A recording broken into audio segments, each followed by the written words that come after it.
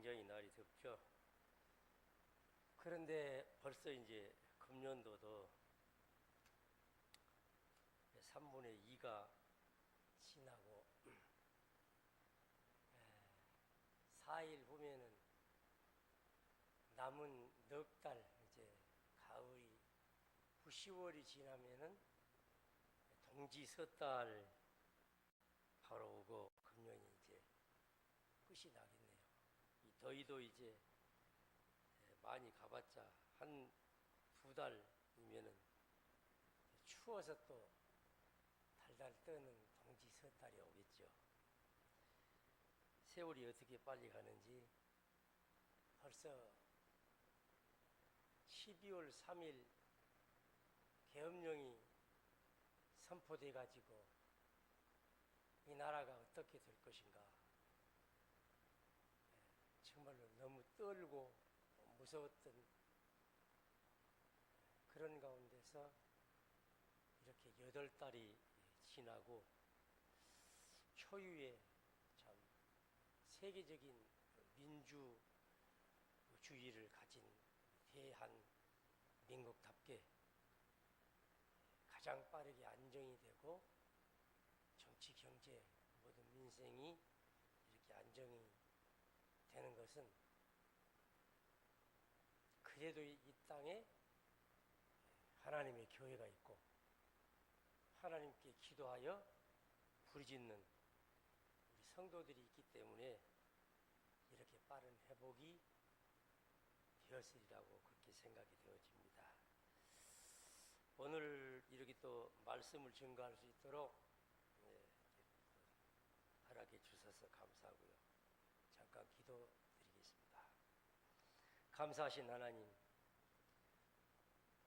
8월 마지막 또 이렇게 주일을 또 3일 두고 오늘 수요일 마지막 수요일 또 밤예배 부족한 종에게 말씀을 증거할 수 있도록 허락하시오니 감사합니다. 시간 부족한 종이 말씀을 증거할 때에 하나님이 함께 하소서 우리 가운데 역사하시고 우리 주 예수 그리스도의 복음을 잘 증거하여서 우리가 어떻게 복된 자손이 되었는가를 알고 참 믿음으로 남은 삶을 주님과 함께 동행하며 복되고 멋지게 살아갈 수 있도록 도와주시옵소서. 예수님 이름으로 기도드리옵나이다. 아멘. 여호와께 복받은 자손이라고 오늘 이 이사야 61장 9절 말씀에 그렇게 말씀이 기록되어 있습니다.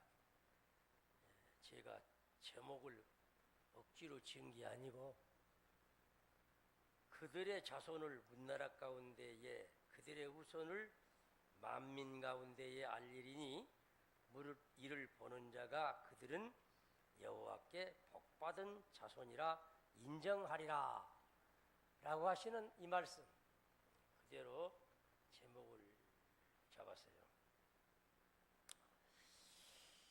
우리 믿는 사람들을 복받은 사람이라 그럽니다. 그리고 우리에게 주신 말씀을 복음이라고 그렇게 합니다. 왜 복받은 자손이고 복음인가? 이거는 세상에 흔히 말하는 복하고는 차원이 다르기 때문에 그래요.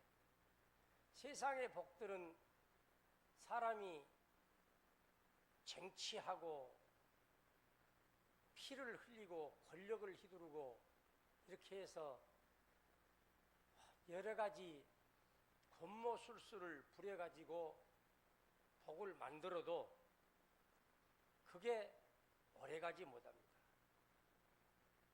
순간적이거나 일시적이거나 금방 끝이 나버리는 그런 복들인데 하나님이 주시는 복은 천복이에요. 그러므로 결코 다함이 없고 끝이 없어요. 저기 우리 숙부님이 앉아 계시는데 이사를 오셔가지고 우리 원목교회로 또 이렇게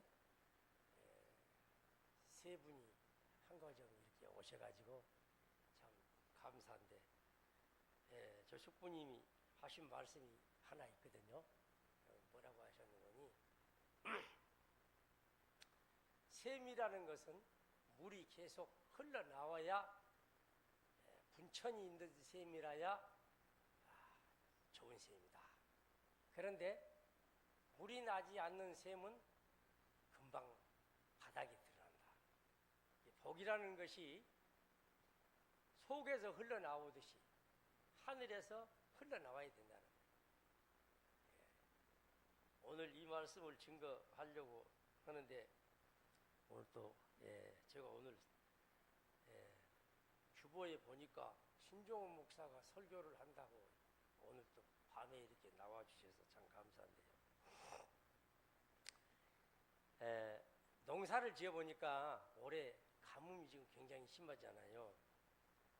깨부터서 지금 또 들깨까지도 계속 물을 줘야 되는데, 날마다 비가 온다고 그래가지고 어제 또 비가 많이 온다 그래서 천둥치고 야단해서 제가 시어본 게 15방울인가 오더라고요. 15방울. 그저께는 조금 왔고 그 전에는 3방울 오다 그쳤어. 비가 전수에 안 와요. 제가 잘못 나쁜 사람인가는 모르겠는데 하여튼 비가 안 와요. 하늘에서 비가 와버려야 이게 살아나는 거예요. 이 세상 모든 만물이, 생명들이 그렇다는 거예요.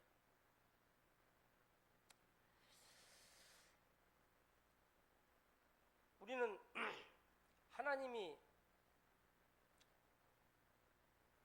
세상 만물을 창조하시고 복을 주시면서 생육하고 번성하고 잘 살아라 그랬는데, 그렇게 말씀하신 하나님이 갑자기 창세기 6장 6절부터 7절에서까지를 보면은 이렇게 말씀해요. 하나님이 세상에 사람 지으심을 한탄하사 내가 창조한 사람을 지면에서 쓸어버리되 사람으로부터 묻은 것을 그리하리라. 이는 내가 그것들을 지었음을 한탄함이라고. 하나님이 사람 지으신 것을 한탄하셨다. 내가 왜 지었을꼬? 한탄하셨다. 전에 우리 고향에 저보다 1살 덜 먹은 그 강인군 지금 장로님인데, 서울의 동대문 교회 계신데 그 강인군 집사님, 그때는 집사인데 부산에서 그 재수 씨를 얻었어요. 그래가지고 이제 아기들을, 아들 둘 딸 하나를 낳는데 아기들이 말을 하도 안 들으니까 그 젊은 새댁인데도 뭐라 그런 거니? 아이고 마야, 내가 못 살겠다. 너를 어째서 다시 뱃속에다 딱 집어넣어버리구마. 뱃속에다 다시 집어넣어버렸으면 좋겠어요. 얼마나 성가신지. 하나님이 사람 지으시면 아이고 마야, 내가 뭐 하려고 너를 만들어놨을까 하고서 한탄하셨다고 창세기 6장 6절부터서 말씀하십니다. 그런데 그 하나님이 한탄만 하시고서 사람들을 다 홍수를 내려서 쓸어버렸으면 어떻게 됐을까요? 그저께 제 친구 목사님으로부터서 터키 그 아라랏산의 방주가 확실히 발견되어 고고학자들이 찍은 사진을 17장을 제 카톡에다 보내더라고요. 그래서 분명히 하나님이 천지 창조하셨고 그 인간이 범죄함으로 하나님이 홍수로 세상을 쓸어버렸다는 사실이 분명히, 성경은 분명하다. 믿습니까? 성경은 하나님의 말씀이에요. 그런데 하나님이 사람을 쓸어버리시기로까지 작정을 하신 하나님이신데 사람을 쓸어버림으로써 끝난 것이 아니에요. 아이고 마야, 너를 어쩌고마 다시 뱃속에다가 넣어버릴거마 어쩌고마 하다가 해버렸으면 그 새끼들이 어떻게 되겠어요? 근데 모든 부모님들은 그런데 그 새끼들을 어떻게 해서든지 간에 만들어서 예? 사람 새끼가 되게 한단 말이에요. 가르치고 먹이고 기르고 해서. 그런데도 이제 잘못된 것들이 있기는 한데 우리 하나님이 쓸어버리셨더라면은 우리는 영원히 멸망받을 자식들이 됐을 거예요. 창세기 3장 15절에 보면은 내가 너로 여자와 원수가 되게 하고 내 후손이 여자의 후손과 원수가 되게 하리니 여자의 후손은 네 머리를 상하게 할 것이요 너는 그 발꿈치를 상하게 하리라 라고 하는 말씀이 창세기 3장 15절에 있습니다. 이 말씀이 신구약 성경에 요절이 돼요. 신구약 성경에 요절이 되는데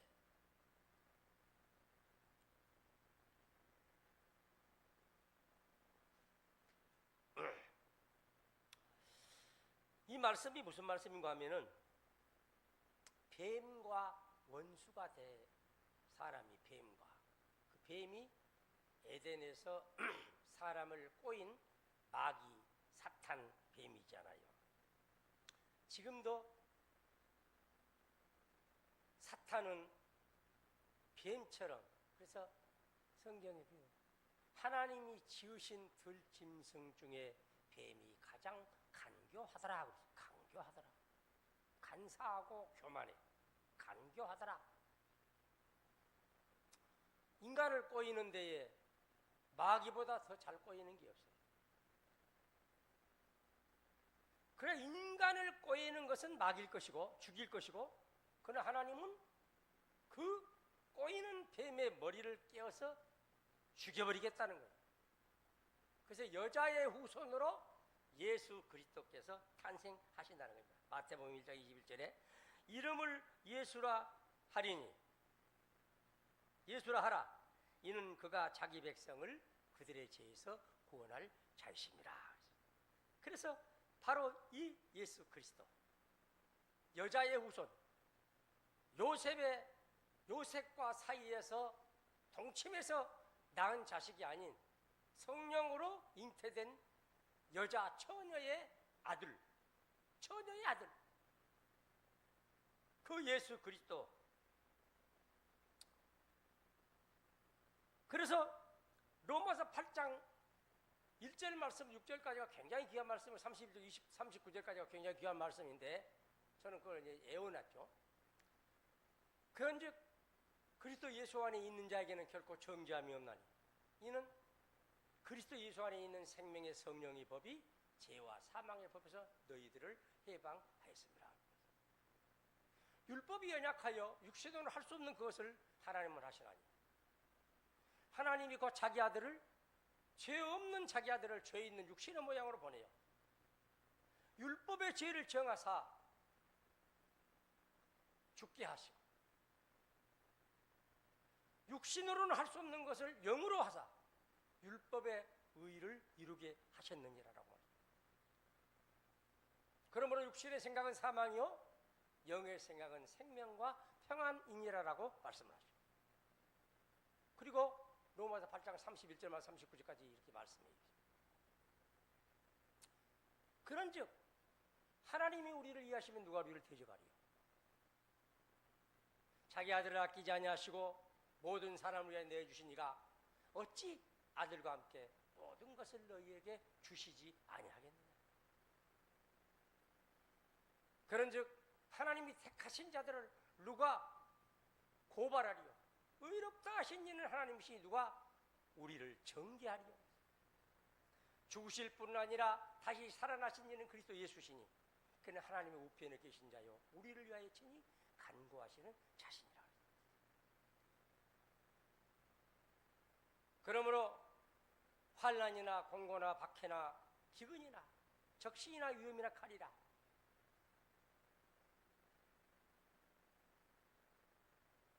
기록된 바 우리가 종일 주를 위하여 죽임을 당하며 도살당할 양과 같이 여김을 받았나이다 함과 같습니다.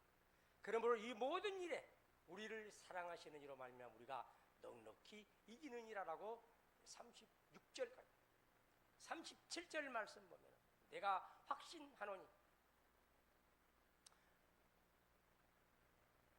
사망이나 생명이나 천사들이나 권세자들이나 현재일이나 장래일이나 능력이나 높음이나 기쁨이나 다른 어떤 비교이라도 우리를 그리스도 예수 안에 있는 하나님의 사랑에서, 그리스도 안에 있는 하나님의 사랑에서 결코 끊을 수 없으리라고 39절까지 말씀. 참 굉장히 귀한 구속의 말씀이에요. 우리 기독교가 왜 생명의 종교인가? 다른 타 종교와 왜 다른 것인가? 이유가 거기가 있어요. 다른 종교들은 제사를 지낼 때에 사람이 마음대로, 자기 마음대로 제사를 지내도 돼요. 닭 잡으려면 닭 잡고, 소 잡으려면 소 잡고, 고기 주려면 고기 주고, 뭐 상관없어. 자기 하고 싶은 대로 제사를 지낼 수가 있어요. 왜냐하면 사람이 만드는 종교이기 때문에 사람 마음대로 제사를 지낼 수가 있어요. 그런데 하나님만은 하나님이 제사를 만들어 주셨어요. 어디서 나오냐면 레위기서에 나옵니다. 레위기서는 제사법이에요. 레위기서 1장은 무슨 제사에 대해 나오냐면 번제에 대해서 나옵니다. 번제라 하면 소나 양이나 염소를 배를 가려서 거기서 내장을 제거하고 거기서 기름을 끄집어내 각을 떠서 하나님 앞에 태워서 제사를 지내는 것이 번제인데, 이거는 사람이 죄를 지음으로 피 흘림이 없은즉 사함이 없느니라. 죄의 삭은 사망이요, 결코 죽어야 되게 돼 있어요. 그것을 해결할 수 있는 방법이 번제라는 제사를 하나님이 드리라고 했어요. 그런데 번제는 부자들이 드릴 수 있는 제사가 번제예요. 왜냐하면 염소나 양이나 소는 부자들만 가지고 있어요. 여러분들이 염소나 양이나 소를 제사로 드릴 수 있겠어요? 못 드리니까 가난한 사람들에게는 소제라는 제사를 레위기서 2장에서 드리라고 그랬어요. 소제는 뭐냐 하면은 곡식을 가루로 빻아서 빵을 만들어서 튀겨서 제사를 드리라는 거예요. 그건 가난한 사람이 드릴 수 있는 제사예요. 그 다음에 세 번째가 화목제인데, 이 화목제는 사람과 사람, 하나님과 사람 사이에 화목하게 지내라는 제사예요. 하나님과 사이에 제사가 화목제예요. 그리고 속죄제라는 것이 있어요. 하나님께나 사람에게 죄를 지었으면은 거기에 대한 죄를 속할 수 있는 또 짐승을 제물로 드려서 드리는 것이 속죄제라는 거예요. 이 문제가 영원토록 해결되지 않기 때문에 하나님은 예수 그리스도를 보내시는데, 레위기서 6장을 보면은 아론의 두 아들 나답과 아비후라는 두 아들이 있어요. 그들이 아론을 뒤따라서 제사장들이 되었는데, 하나님 앞에 제사를 지내라고 했는데 제사를 하나님이 원하는 제사에 불러가지고 제사를 지내라고 했는데, 이 나답과 아비후는 에이 뭐 아무거나 가지고 하지 뭘 꼭 하나님이 하라는 불만 가지고 제사를 지내냐? 아무거나 가져와라. 성냥불을 가져오든지 촛불을 가져오든지 지푸라기에다가 네가 해야지 아무거나 가져와라. 그래가지고 아무 불로 가지고서 제사를 지냈어요. 그랬더니 어떤 일이 생겼을까요? 하나님이 화가 나셔가지고 그 불이 나답과 아비후를 태워서 죽여버리는 거예요. 그 자리에서 불태워 죽여버렸어요. 어떻게 됐을까요? 그러면은 그 아비 제사장 아론은 어떻게 됐어요? 얼마나 놀랐겠어요? 왜 네 맘대로 내가 지명한 불로 제사를 지내지 않고 네 맘대로 제사 지내냐 이거예요. 그리고 나서 레위기서 16장 8절에서 하나님은 백성들과 제사장들을 속죄하기 위해서 염소 2마리를 가지고 내게로 오라고 그래요. 그래가지고 염소 2마리를 제비를 뽑으라고 그래요. 한 마리는 하나님인 나를 위해서 제비를 뽑고 한 마리는 너희들을 위해서 제비를 뽑아라 그래요. 나를 위해서 뽑힌 제물은 죽임을 당할 것이고 너희를 위해서 뽑힌 염소는 아사셀이라고 이름을 지어서 해방을 시켜줘라고 그렇게 말합니다. 여러분 레위기 16장 집에 돌아가셔가지고서 꼭 1절부터 22절까지를 한번 읽어보세요. 제비 뽑는 양 2마리 중에서 한 마리는 제사를 번제를 드릴 각을 떠서 제사를 죽을 양이 되고 염소가 되고 한 마리는 아사셀이라는 즉 해방시켜줘라 살려줘라 하는 아사셀로 제비가 뽑혀져야 돼요. 이게 바로 속죄양 되는 예수님과 부활하실 예수님을 한꺼번에 예표하는 말씀이 되는 거예요. 놀라운 사건입니다. 기독교는 단순한 제사 지내고 예배드리고 헌금 바치고 기도하고 돌아가면은 구원받고 축복받는 게 아니에요. 일반 토속 종교나 인간이 만든 종교와 같이 자기들 마음대로 돈 잘 벌고 직장 잘 되고 자식 잘 되고 이런 식으로 이제 복이다 이렇게 하는 게 아니에요. 기독교는 이 땅에서 부자로 살고 좀 못 살고 아프고 이런 걸 가지고서는 절대로 복으로 따지지질 않습니다. 진정한 복이라는 것은 뭐냐면은 죽느냐 사느냐. 2마리의 염소 중에서 한 마리 제비 뽑힌 것은 죽어야 되고 한 마리 제비 뽑힌 것은 아사셀은 해방을 받아서 사는 저 넓은 들숲불로 놓아주는 거예요.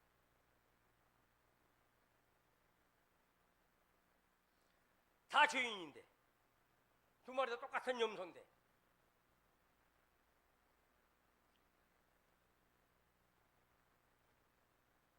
예수님은 바로 하나님을 위해서 제비 뽑힌 속죄양 되셨다가 3일 만에 사망 권세를 이기시고 다시 살아나셔서 우리를 해방시켜준 아사셀 양도 된다는 말씀이에요. 믿습니까? 성경이에요. 제가 지은 말이 아니에요. 오늘 본문 말씀 이사야 61장 1절 말씀부터 11절 말씀까지를 보면은 구원의 아름다운 복된 소리라는 제목을 가진 장이 이 이사야서 61장이에요.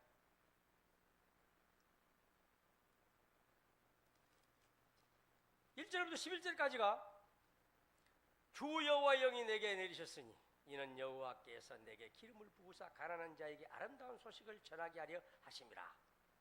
이는 십자가에서 죽으사 부활 후 오순절 성령 강림과 함께 신약의 복음의 축복을 주신다는 약속의 말씀이에요.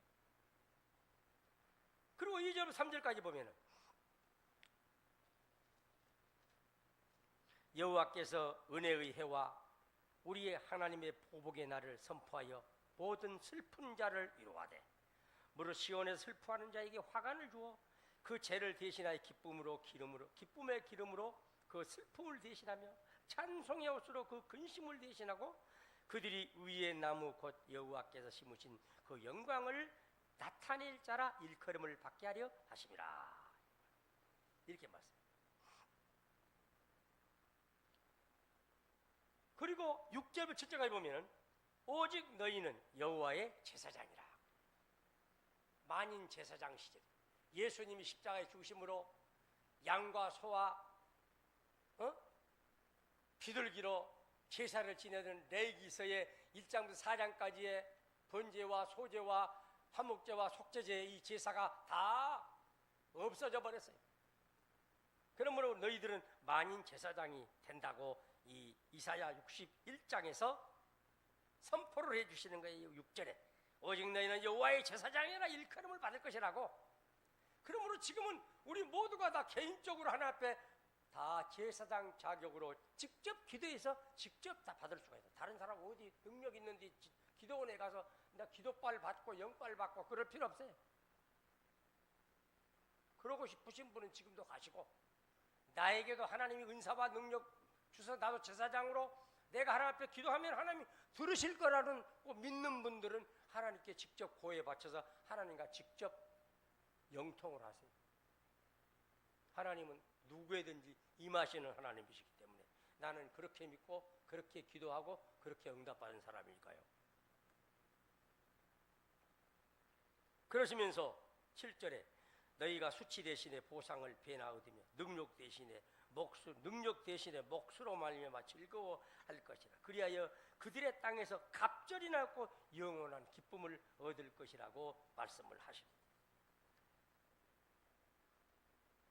참으로 우리는 하나님께서 이렇게 모든 축복을 우리에게 주시는 것은 우리가 잘해서가 아니에요. 헌금 많이 하고 제사 잘 드리고 소양 드려서 그렇게 된 게 아니에요. 하나님이 그 아들을 받으신 거예요. 죄 없는 아들을 죄 있는 육신의 모양으로 보내요. 그의 죄를 정하사 십자가에 죽게 하셨다는 거예요. 로마서 8장 3절부터서 6절까지. 그래서 율법의 의의를 이루게 하셨다는 거예요. 예수님을 통해서. 그러므로 너희가 죄 없는 자라고 일컬음을 받다는 거예요. 그런즉 33절 로마서 8장 33절 누가 하나님이 택하신 자들을 고발하리요? 의롭다 하신 이는 하나님이신데 누가 너희를 정죄하리요? 죽으실 뿐 아니라 다시 살아나신 이는 그리스도 예수시니 그는 하나님의 우편에 앉으사 우리를 위해 지금 기도하고 계신다고 분명히 말씀하고 계시고,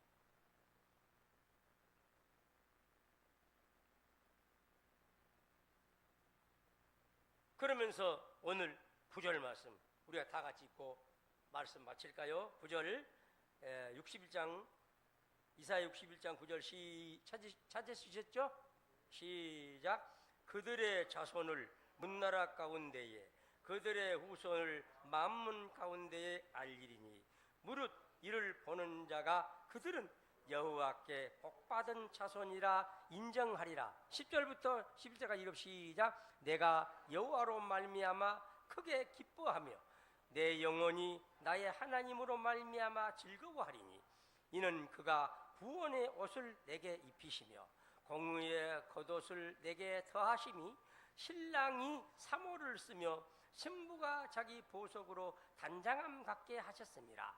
땅이 싹을 내며 동산이 거기 뿌린 것을 음돋게 함같이 주 여호와께서 공의와 찬송을 모든 나라 앞에 솟아나게 하시리라. 할렐루야. 여기서 한 가지만 말씀을 드리고 마치도록 할게요. 바로 11절 말씀. 우리 예수님께서는 신랑이십니다. 여러분 예전 결혼식 생각나지요? 남자는 신랑이 사모 쓰고 앞에 관대를 차고 여자는 원삼 쓰고 족들이 있고 얼마나 예쁘게 가지고 결혼식 했잖아요. 예. 근데 오늘 이 11절에가 바로 거기 말씀이 나오는 거 보니까 우리 한국 사람들은 가장 성경적으로 결혼도 했어. 옛날에 이 보면 뭐라 했어요? 구원의 옷을 내게 입히시며 공의의 겉옷을 내게 대하심이 신랑이 사모를 쓰며 신부가 자기 보석으로 단장함 같게 하셨습니다. 신랑이 사모를 쓰고 앞에 관대를 입고 신부는 뭐라 그래요? 꽃 보석 모자 쓰고 원삼족들이 원삼족들이 하고 신부 신랑 앞에 촤 이게 나오면 여기 이 그 꽃것이 달달달 떨었잖요. 얼마나 예뻤어. 그래가지고는 밤에 신랑이 그걸 100개 줘야 이제 신부가 이제 되는 거예요. 이게 요즘은 그런 맛이 없는데 옛날에는 참 재밌게 결혼식했어. 나도 그거 못했는데. 아무튼 우리는 그날을 기다리며 내가 복받은 사람이 되고 내 자식이 복받은 자손이 된 것은 예수를 믿음으로, 그 예수님이 나의 죄값을 다 해결해 주심으로, 그분이 나 대신에 죽을 염소가 되어서 속죄 염소가 되고 나를 아사셀로 해방시켜 주심으로 나는 해방되었네, 기쁨에 복된 사람이 되심을 확실히 믿으면서 내가 왜 복받은 사람인가? 영생 얻어 천국 가기 때문에 이 땅에서 받은 게 아니라 여러분은 참된 복된 자이시고 복된 자손을 거느리는 하늘의 신령한 땅에 기름진 복을 받은 그리스도의 사람임을 믿으시기 바랍니다. 기도하겠습니다.